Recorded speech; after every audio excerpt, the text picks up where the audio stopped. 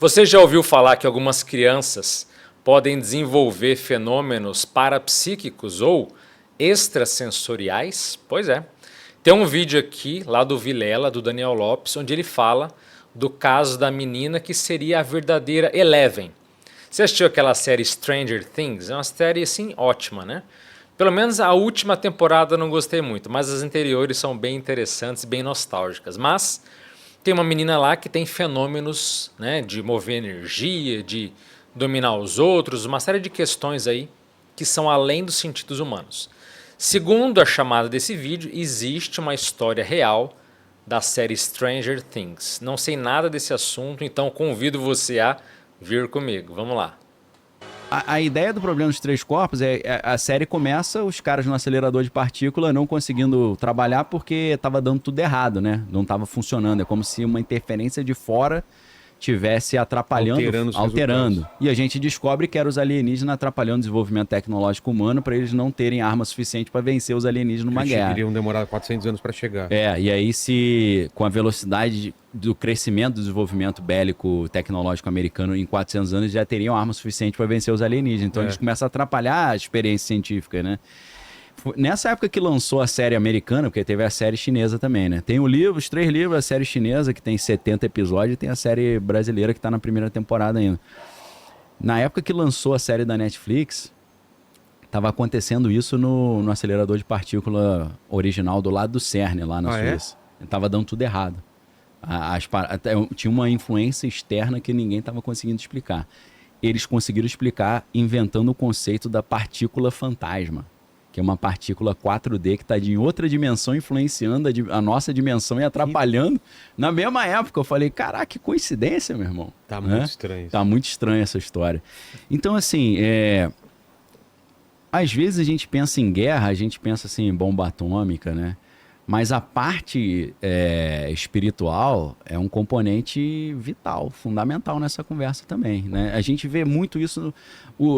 A história do Stranger Things é interessante porque acho que ano que vem já, né? Tá vindo a próxima temporada, né? Aí deve ser a última. É a final. Stranger Things é completamente baseado numa história real, entre aspas, né?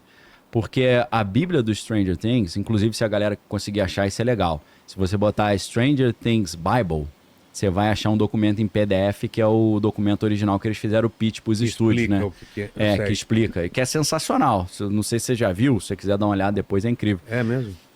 Porque eles mostram, assim, as referências, né? Aí tem ET, do Steven Spielberg, tem Poltergeist, eles vão mostrando até cenas, assim, você vê cenas muito parecidas da história do celeirozinho, né? Do lugarzinho onde o Will se escondia. Então é muito maneiro para quem ama, né? A cultura nerd anos 80. E o nome do projeto não é que eles apresentaram para os estúdios, não é Stranger Things, é Montauk. Não era Stranger Things o nome. Porque Montauk é um projeto teórico. Olha lá, ó. Olha que interessante. Essa é a bibliazinha. E era para chamar Montauk. Montauk era o nome, né?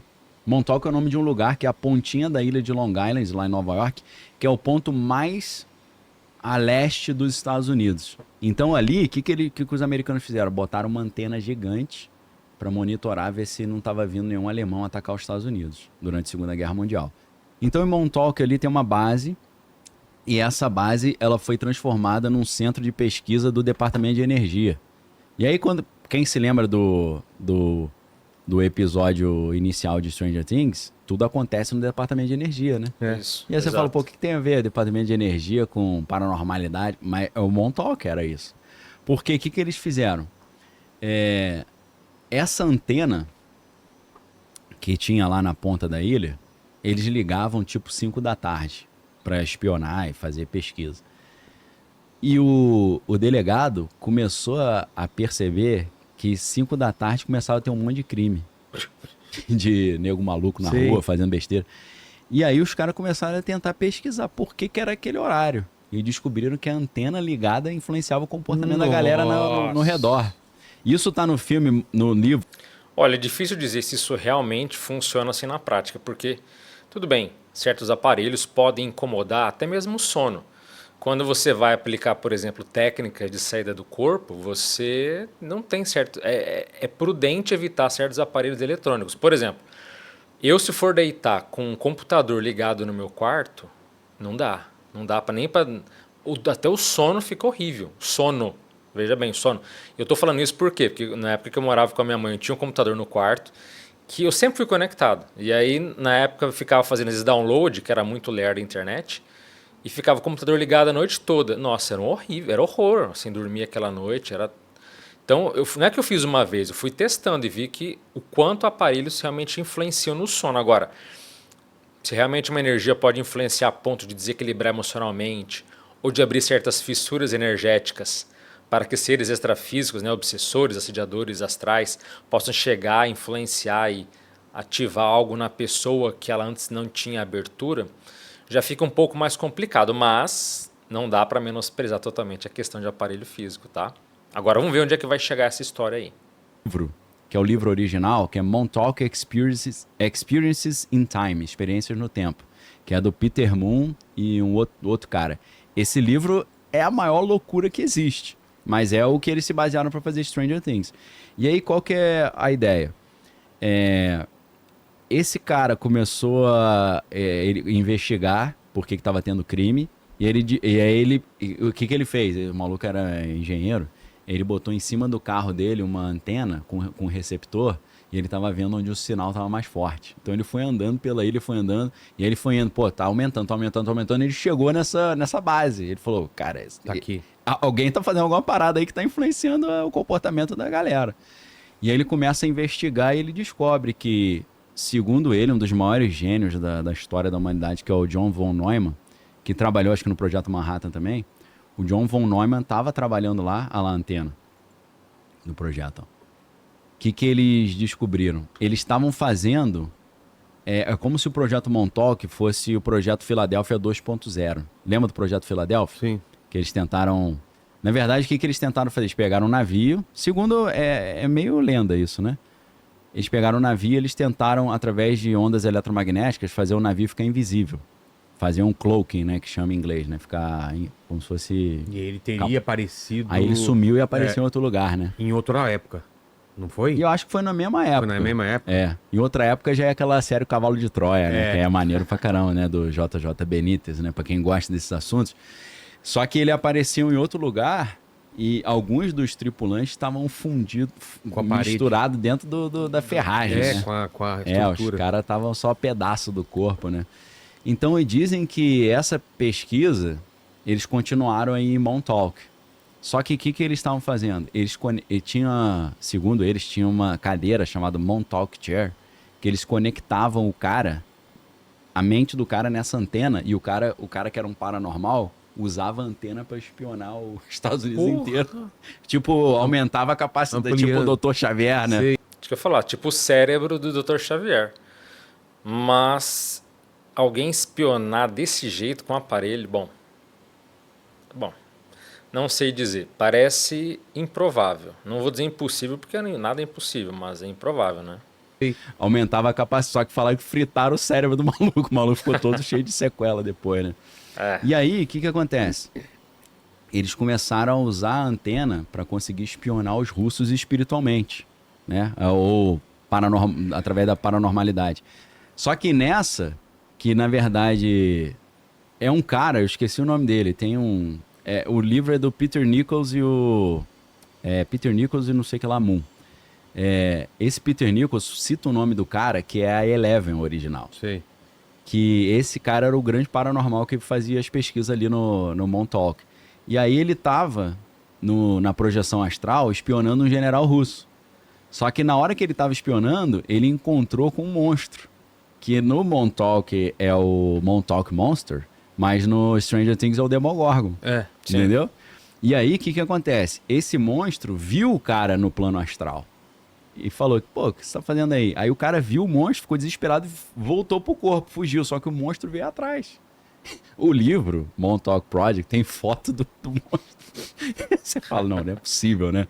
Olha, fora do corpo, você pode encontrar assediadores dos outros. Então, pensa que você vai... Primeiro, você está num ato antiético, né? De espionagem, você quer saber o que o outro está fazendo. Então você vai lá, chega lá, aquele outro está muito mal acompanhado. E quando fala monstro, isso é muito difícil, porque na experiência fora do corpo, você pode moldar a sua aparência como você quiser. Então pode ser um ser que era de fato monstruoso no sentido que ele gostava de ficar assim. Porque olha só na vida humana. Já viu aquelas pessoas que literalmente se transfiguram, se transformam em quase que animais? Bifurcam a língua, tatuam como se fosse uma pele no próprio corpo, colocam objetos embaixo da pele. Tem gente que literalmente fica com uma aparência assim, não é só exótica, é animalesca. Assim como tem pessoas na vida humana que com o corpo dela ela faz isso, né? Às vezes raspa todo o pelo, ou então, enfim, procura essas barbaridades aí. Se você sabe do que eu estou falando, você já entendeu o meu ponto. Fora do corpo tem mais ainda. Essas pessoas tendem a multiplicar ainda mais essa transformação por não se aceitar nem mesmo, às vezes, como humano. Então pode ser um ser altamente perturbado, como pode ser uma pessoa esperta que se transfigura para assustar alguém. E isso que ele falou é clássico, tá? Você vai fazer algo para alguém. Às vezes está um assediador, um ser doentio ou extrafísico. Quando você volta para o corpo, ele te acompanha, mas daí? Não tem tempo nem espaço, ele te acompanha e te segue até o teu quarto. Então, muito cuidado onde você vai, o que você pensa, que você pode estar acessando uma galera aí meio complicada, né? É tipo essa cena da antena, você vê um vulto de uma silhueta assim. E atormentou a galera na ilha durante vários anos. Tipo, pô, vocês liberaram a entidade aí na parada, entendeu? Então, assim, a história é louca pra caramba. E é por isso que eu gosto de Stranger Things, né? Porque a galera olha e fala, pô, maneiro, né? Uma historinha de ficção. Eu falo, cara, tem um fundo aí, tem um fundinho aí, né? Eu não sei exatamente o que tem, mas tem um fundinho aí. A própria Akira também trabalha com isso das crianças. Sim, Akira, né? Sim, Akira. Você chegou a ver aquele Neon Evangelion lá? Sim. Que é interessante aquilo também. Né? É outra coisa. De crianças comandando robôs ou estruturas biorobóticas, sei lá, enormes. Né? Sim. O que é isso daí? Isso aí acho que é como se fosse um Montauk Monster. Ou é o Chupacabra? Eu coloquei Montauk Monster, aí apareceu esse aqui. Isso aí, Nossa. Isso aí tá. O Montauk Monster, na verdade, era um vulto, né? Isso aí acho que é mais um Chupacabra da vida. Total. Né? A gente tá falando desses caras, né, com essa paranormalidade estranha aí. Falamos do Uri Geller, né? Agora tem um novo Uri Geller aí na praça que eu tô de olho nesse cara. Quem que é? O nome desse, que é israelense também. O nome dele é Lior Suchard. Oficialmente esse cara é igual o Uri Geller, um ilusionista. Mas eu tô achando que esse cara tá brincando com um Paranauê mais profundo aí. Vou dar um exemplo. Eu não sei se a galera consegue achar isso fácil na internet, mas deve ser o quê? Uns 5 anos atrás esse cara veio ao Brasil. Ele é jovem, deve ter uns 30 e poucos anos. Ou talvez 40. Aí a galera nova, pô, 40 é jovem? Pô, ele aparenta ser jovem. Ele tem uma pinta de garotão. Esse cara veio a Ana Maria Braga, programa da Ana Maria Braga, e já chegou falando a senha do cartão de crédito de todo mundo. Chegou e falou, você, ó, vem cá, ó. Aí no ouvido, ó. Tal pessoa. Que isso? E começou assim. Aí a Ana Maria Braga chegou pra ele e falou, ó, ali, ó. Garotão, né? Garotão. Lior Suchard. Esse episódio. Ela chega pra ele, com um tradutor, né? Que ele é israelense, mas ele fala inglês. Eu duvido você descobrir a cor da minha calcinha. Cara, ele respondeu em português. Ele chegou e falou, eu não sei que cor é essa, mas a palavra é cinza. E aí todo mundo... Meu irmão, esse cara manja dessas paradas. Isso, não tem como você fazer isso só pelas técnicas. De leitura branca, não tem. Leitura fria, né? Eu acho que isso aí, assim como o Uri Geller, isso é um disfarce para um cara que tá trabalhando pro sistema lá de defesa e inteligência, entendeu? E aí ele fala, não, é igual o David Copperfield também. Esses caras, não duvido nada que esses malucos dão uma forcinha pra CIA e tal. Então, assim... olhar a ele com o Drake e a Jennifer Lopez, né? Se você olha a história desse cara, não dá pra explicar isso só pelo ilusionismo, pela reflexologia, pela mágica. Esse cara ele domina essa parada. Reflexologia não, né? E curiosamente é israelense também, né? Às vezes vem da mesma escolinha do Uri Geller lá, né? Então, assim, é esse tipo de pessoal que durante a Segunda Guerra Mundial diante do patriotismo, falou, eu quero usar minhas habilidades para a gente ganhar a guerra. Porque a Dion Fortune, que a gente estava falando no início, que ela criou a Fraternidade da Luz Branca, um negócio assim, Irmandade da Luz Branca, ela era da Golden Dawn e ela, a gente estava falando, né, que o templo dela foi bombardeado, então eles não conseguiam se reunir presencialmente. Então como é que era o sistema que ela fez logo que começou a Segunda Guerra Mundial em 1939? Não tinha, obviamente, internet, né, na época, 39, mal tinha telefone. Eles se comunicavam por cartas. E ela enviava pelo correio uma carta para os outros bruxos e eles recebiam domingo de manhã. E a meditação deles era meio-dia de domingo. E eles só podiam abrir a carta meia hora antes de... 11h30, meia hora antes do meio-dia.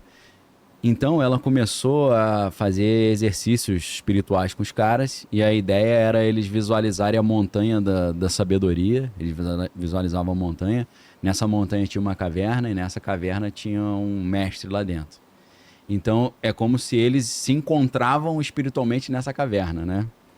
Quem faz dobramento, projeção astral tem isso, né? Os caras, ó, sabadão a gente se encontra não sei aonde, os caras se encontram, né? Inclusive, eu vou fazer um curso em breve sobre experiência fora do corpo, tá? E vai ter esses encontros, sim, você pode marcar. Eu já conheci pessoas até que marcaram encontros, por exemplo, na Lua, e teve gente que conseguiu ter lucidez de estar lá, literalmente. Você marca onde você quiser, na dimensão que você quiser, e quando você se reencontra estando lúcido com outra ou outras pessoas, aqueles que estão lúcidos, quando retornam, podem narrar exatamente o que aconteceu, o que viram. Claro, muitas vezes com o seu ponto de vista, mas há uma não é nem coincidência, é uma comprovação de que, olha, a gente estava lá, a gente viu aquilo, a gente fez aquilo, sabe? Isso que é legal. Por isso que eu falo que não tem nada a ver com sonho, não tem nada a ver com essa parte de delírio cerebral. Experiência fora do corpo é um negócio assim, fora de série. Você pode marcar encontros e depois comprovar com outras pessoas o que vocês fizeram, falaram, ouviram, enfim. É incrível. Faz reunião lá e tal, né? Então eles se encontravam lá e recebiam orientações desses mestre espiritual lá, esse mestre ascendido, sei lá. E aí eles começaram a se fortalecer espiritualmente e ela, como ela tinha uma formação cristã e ela meio que misturou o cristianismo com o ocultismo, ela não queria jogar maldição em cima dos alemães, que ela acha que se você deseja coisa ruim, volta para você, né? Então ela falou, não vamos amaldiçoar os caras, não. O que eles começaram fazendo? Fazendo meditações para aumentar o moral das tropas britânicas, para os caras ficarem mais empolgados, né? Mais otimistas. Só que depois, com os ataques cada vez mais frequentes da Força Aérea Alemã, a Luftwaffe, eles começaram a fazer rituais para trazer muitas nuvens e neblina. Então, em várias batalhas, segundo eles dizem, se não fosse a neblina que eles trouxeram através dos rituais lá, os britânicos tinham se dado mal geral, né? Então, assim, é a Batalha Mística da Inglaterra, uma história impressionante. Está muito bem relatada no livro dela sobre isso e no livro Nossos Deuses São Super-Heróis, do Christopher Nolan, né? Onde ele mostra as referências que Stan Lee e a galera da DC Comics usava para criar os super-heróis, né? Se você olha, né, até o grupo da Marvel dos Illuminati tem um pouquinho desse conceito também, né? Os Illuminati acho que aparece no filme do Doutor Estranho Multiverso da Loucura, né? Quando ele está numa realidade paralela, que tem o Homem Borracha, tem o cara que solta aquele som com a boca. Como é que é o nome daquele personagem mesmo? Não esqueci o nome dele. Sabe? Aquilo ali é os Illuminati. São os Illuminati, né, da Marvel, aquilo ali, se eu não estou enganado. Então, muitas coisas que o Stan Lee colocou na Marvel é inspirado nessas histórias, né, nessas lendas. Então, assim, são coisas que você olha e você fala, cara, não é possível que isso existe. Mas se você vê por exemplo, voltando lá naquela equipe do Exército, o Major Ed Dames, uma vez por ano, ele faz um projeto de encontrar crianças perdidas, crianças desaparecidas, usando o remote viewing, né? E aí eu vi Remote viewing é clarividência viajoura, ou visão remota. Então eu, por exemplo, aqui, posso me concentrar ou ter uma visão remota e observar o que está acontecendo à distância em qualquer lugar. aqui na China, no Brasil, na Europa, não importa. Você focaliza a sua energia e a sua visão e você consegue enxergar. Você pode falar, Alexandre, isso é viagem? Não é viagem, não. Não é viagem. Eu tive vários episódios desses e consigo manifestar certas coisas assim, de você olhar remotamente, às vezes a milhares de quilômetros, o que está acontecendo em uma determinada situação. Parece um fenômeno muito estranho, mas não é, tá? Isso é completamente real. Episódio que eu vi no YouTube, eu não sei de qual canal de televisão que era. Eles eram 5 caras, eu acho. Eles sentaram e começaram a desenhar as informações que estavam vindo de onde estava a criança desaparecida, que tinha desaparecido já há alguns anos, né? Tipo uns 10 anos. Eles chegaram à localização de uma fazenda, só que era uma propriedade privada. Então eles tiveram que... Eles entraram na propriedade particular, né? E aí entraram e tinha um arbustozinho, o cara falou, é aqui. E eles começaram a cavar. Tem o vídeo, eles cavando, eles encontram uma bermudinha jeans, cara. Putz. E aí na hora que eles encontraram a bermuda, o dono da fazenda apareceu. Falou, o que vocês estão fazendo aqui? Não sei o que, acho que não, tá procurando a menina. Sai daqui, senão eu vou chamar a polícia. Aí eles saíram, levaram a bermuda. A mãe falou, é a bermuda da minha filha. Cara... Então você vê, visão remota, isso de fato existe, isso é algo real. E agora, para achar pessoas desaparecidas, eu nunca tinha ouvido falar que tinha alguém que fazia esse tipo de coisa. E para você ver como você consegue acessar, é como um radar, é impressionante. Você pode tanto focalizar locais que você conhece quanto outros que não. Agora, uma coisa que eu acho legal de se comentar é o seguinte, alguém pode falar que Stan Lee, Marvel, os caras estão viajando. Não. Tem um fundo de razão pelo seguinte, me chamou a atenção a primeira vez, né, o professor Valdo Vieira, ele teve muita inspiração para estudar quadrinhos, ele até colecionou revista em quadrinho, de super-herói, de Batman, de super-homem, e aí você fala, mas por quê? Porque a inspiração que veio dos seres extrafísicos, dos amparadores, né, dos benfeitores, foi o seguinte, olha, o rascunho que está ali tem a ver com as realidades extrafísicas. Se você pensar, tudo que um super-herói faz na arte, né, naquele mundo de faz de conta, tem alguma correlação extrafísica. Telepatia, o Dr. Xavier lá que ele falou que você consegue ler mentes, a psicometria, isso é fácil, fora do corpo, fácil. Superman voa, você voa fora do corpo. Tem super-heróis que, né, Kate Pryde lá que atravessa paredes. Você atravessa a parede fora do corpo. Você pode ter super força, você pode ampliar o seu tamanho, você pode ter visão de raio-x. Então, energia, você pode jogar energia pelas mãos. Assim, a gente também pode aqui no corpo, mas fora do corpo é mais claro, mais óbvio, mais intenso em alguns casos. Você jogar energia. Enfim, tudo que um super-herói faz, basicamente você consegue fazer fora do corpo. Portanto, essa associação, essa inspiração que certos autores tiveram, ou foi porque os amparadores deram dicas para eles, ou porque eles também tiveram talvez um resgate, uma recuperação daquilo que eles já vivenciavam antes do renascimento. Está entendendo? Então você renasce, mas fica aquela coisa, poxa, eu voava, né? Eu tinha telepatia, eu enxergava a distância, lá, visão remota, clarividência viajoura. Então, nada é assim uma coisa tão ao acaso. Claro que no mundo dos quadrinhos é confronto, é bélico, é o bem contra o mal, aquela história que precisa ter, mas a essência do que está ali tem muito a ver com a realidade fora do corpo na vida após a morte. Isso é inegável. E quando eu entendi isso, eu falei, opa, esse negócio tem valor, né? Não quer dizer que por muito tempo eu gostei de filme de super-herói por causa disso, que eu acho legal também, mas você vê essas capacidades que você fala, poxa, eu posso ter isso aí, eu já tive isso fora do corpo. Isso é muito legal. Então o fenômeno está aí e usado de diversas formas, para o bem, para o mal, para interesses pessoais, para interesses nacionais, para interesses financeiros, tem de todo tipo de uso. Agora, quando é mal usado, quando a intenção não é genuína, a tendência é que aquilo caia de volta contra você. Então, usemos nossas capacidades para o desenvolvimento pessoal, para o desenvolvimento e assistência a outras pessoas e para o bem. Não porque você é uma pessoa límpida, pura, mas porque nem que você esteja fazendo força para ser alguém menos pior, certo? É uma técnica de doação de energia. Para quem admite, acredita que a gente troca energia, que pensamento é poder e tal, tem uma técnica chamada TENEPS. TENEPS é tarefa energética pessoal. É uma energização à distância. E essa técnica é feita 50 minutos por dia, em média. 50 minutos é 1 hora. Todo dia.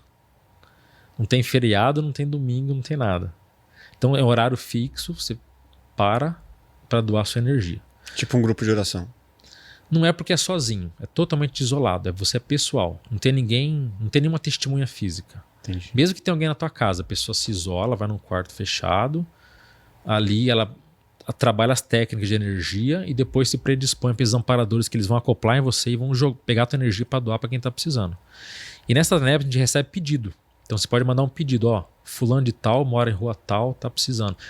A gente recebe pedido de nome e endereço e o motivo é opcional. Às vezes a pessoa fica constrangida, né, envergonhada, mas a gente recebe por e-mail isso aí. Ah, é? O pessoal manda o nome, o Legal. endereço completo e a gente coloca numa caixa lá de assistência.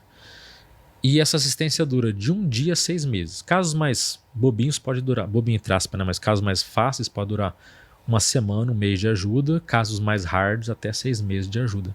É um envio de energias. Isso. Então você doa energia todo dia. Eu me preparei anos para fazer isso, porque não... Entende? Não tem feriado, é todo dia, até o fim da vida. É uma predisposição que você fala, eu quero doar quase 1 hora do meu dia para ajudar os outros. Então, é uma energização que ela é mais interessante, primeiro, porque não é um passe magnético que não vai no centro espírita, que é 1 vez na semana. Sim. Outra coisa, você não tem um aplauso. Ninguém fica ali, obrigado, ó, você me deu. Não, é anônimo. Dá o papel lá, a gente doa e ninguém fica sabendo. Eu estou expondo porque você perguntou no processo pessoal, Sim. mas... E também não é segredo, dizer, ó, eu dou Não energia. posso falar, Não tem nada disso. Mas não é uma coisa que a gente fica se gabando. Até porque a gente também não tem noção do quanto que a energia... Quanto que você ajuda. Nem é bom saber, porque senão a pessoa pode ficar muito bitolada naquilo, entendeu? Bitolado no sentido de tô enviando energia suficiente ou não tá sendo eficiente? Não, no sentido da pessoa se sentir muito arrogante ou ela querer... Ah, tá. Então não interessa, assim, os próprios amparadores, eles não dão muita... Não querem mostrar muito, mas volta e meia eu já senti. Você sente a pessoa que está sendo ajudada.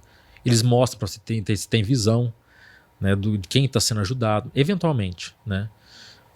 Que processo que é, às vezes você vê acidente de trânsito, você vê o carro tudo batido, alguém estava ali, não sei nem onde o acidente aconteceu, nem porquê, nem quando, nem...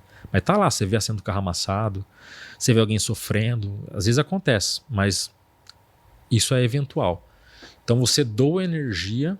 Legal. Isso, agora, é uma técnica que para você fazer todo dia pelo resto da vida, tem que ter um comprometimento assim. Eu comecei em 2008, a gente nunca esquece, né? A data, um ano e tal. Porque eu levei anos pensando. Eu dava 6 meses, falava, agora daqui 6 meses eu começo. Vi que minha vida estava tudo desorganizada. Não dá. Daqui 6 meses eu começo. Fiquei anos assim. A cada 6 meses eu ia começar. Até que quando foi o dia certo, final, agora é. Aconteceu um monte de coisa. Dá um livro, o primeiro dia dessa energização aí. Então, se você gostou do vídeo, por favor, curta, se inscreva no canal para não perder nada e compartilhe com outras pessoas ou grupos que você acha que esse conhecimento possa agregar. Eu sou o Alexandre Pereira, eu fico por aqui, desejo um forte abraço a todos, as melhores energias para você, até a próxima, valeu!